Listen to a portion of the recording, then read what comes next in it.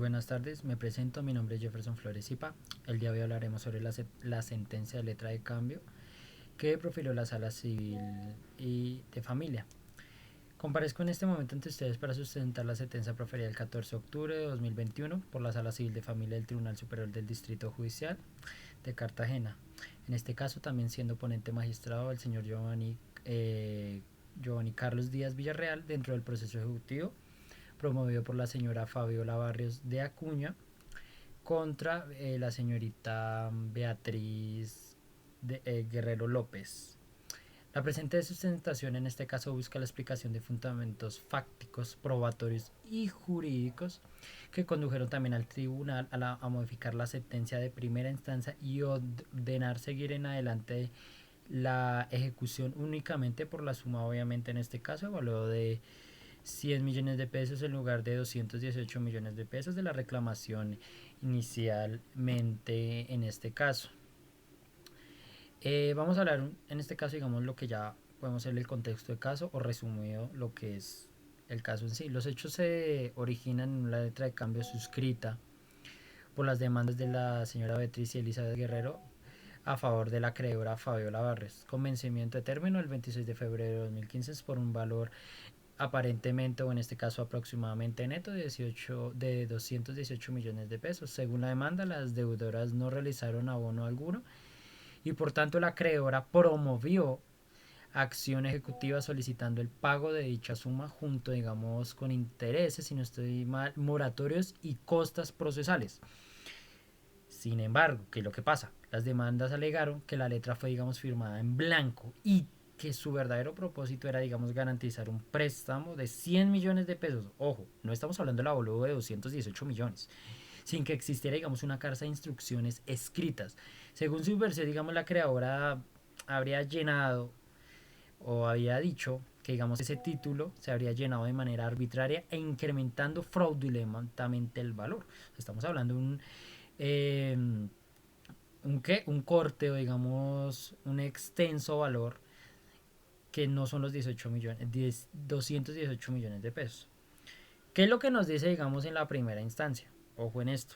El juzgado quinto civil del circuito de Cartagena, que nos dice que negó las excepciones de la propuesta de la defensa y ordenó seguir adelante la ejecución por la totalidad del valor reclamado de los 218 millones de pesos, perdón, a que concluyó que la letra de cambio reunía los requisitos de un título, valor válido, y que la parte ejecutada no probó, digamos en este caso, con sus elementos, no probó los elementos fácticos, la inexistencia del negocio jurídico en el supuesto pago parcial.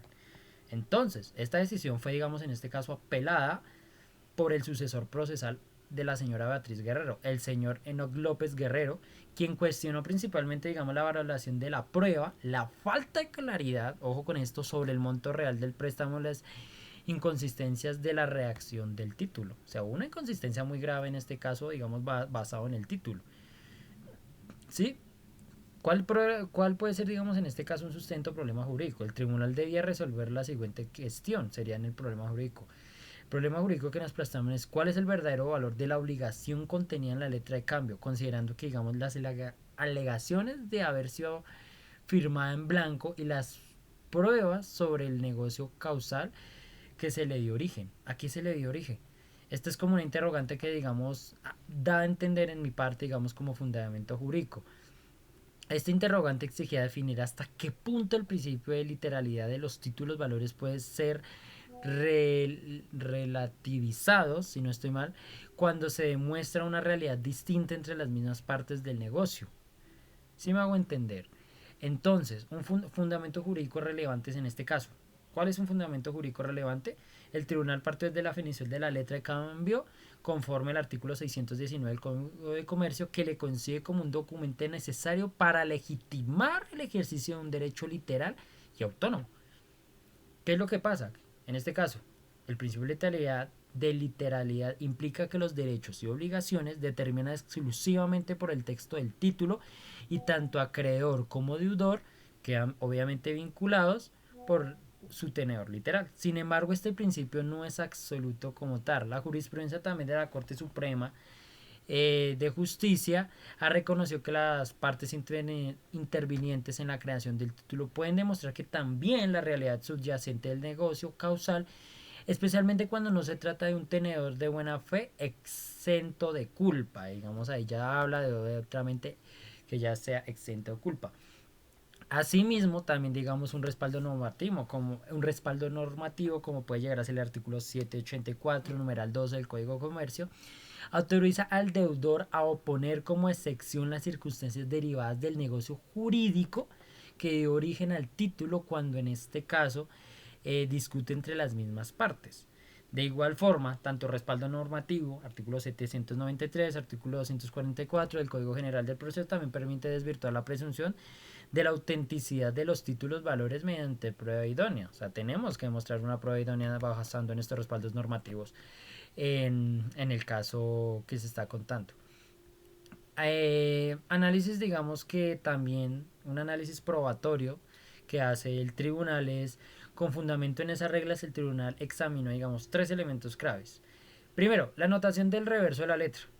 El dorso del documento aparece una nota, digamos, manuscrita que dice: esta letra ampara un préstamo por valor de 35 millones de pesos. Ese puede ser, digamos, el material probatorio que, digamos, presentó el tribunal en sus pruebas documentadas ante los hechos fácticos. Esa nota que constituye a juicio de la sala una instrucción suficiente sobre el valor inicial del préstamo, pues que la jurisprudencia constitucional ha establecido que, digamos, esa carta de instrucciones puede ser verbal o escrita, incluso implícita, sin que su ausencia formal le quite mérito ejecutivo, digamos, al título. Ahora bien, segundo, la confesión de la señora Elizabeth López. La demandada Elizabeth Guerrero, al contestar la demanda, confesó obviamente que expresamente en el momento real adeudado era 100 millones de pesos. En esa confesión hecha por ella, por el apoderado judicial debidamente autorizado, tiene pleno valor probatorio según respaldo normativo artículo 293 del Código General del Proceso, que constituye la única prueba directa sobre el valor efectivo, digamos, del préstamo que se realizó.